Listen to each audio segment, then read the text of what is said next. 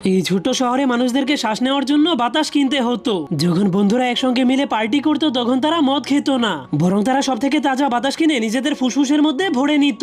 আর এই সব কিছুর মালিকই ছিল শহরের মেয়র, যে কিনা বাতাস বিক্রি করে অনেক টাকা কামাতো। কিন্তু একদিন সে জানতে পারে জ্যাক নামের একটা ছেলের কাছে দুনিয়ার সর্বশেষ বীজ আছে।